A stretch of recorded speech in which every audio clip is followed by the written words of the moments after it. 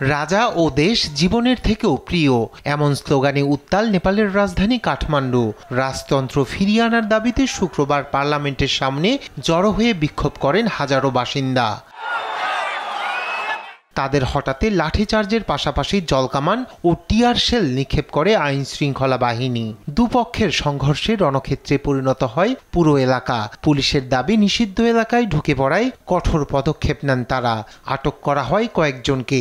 সহিংসতা রোধে ক্ষতিগ্রস্ত এলাকাগুলোতে জারি করা হয়েছে কারফিউ।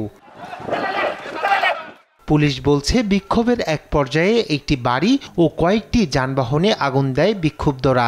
এতে এক সাংবাদিক সহ বেশ কয়েকজন হতাহতের ঘটনা ঘটে।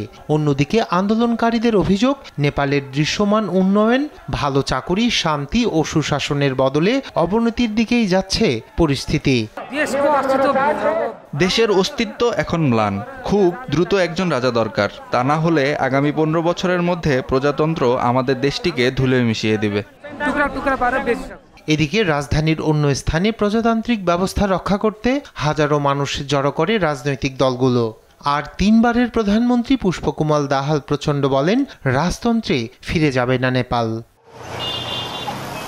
2008 সালে পার্লামেন্টে রাজতন্ত্র বিলুপ্তির পর নেপালে ফেডারেল ও রিপাবলিকান শাসন ব্যবস্থা চালু হয়। কিন্তু রাজনৈতিক অস্থিরতা, দুর্নীতি ও অর্থনৈতিক উন্নয়নের ধীরগতির কারণে ক্রমেই জোরালো হচ্ছে রাজতন্ত্র ও হিন্দু রাষ্ট্রধর্ম ফিরিয়ে আনার দাবি।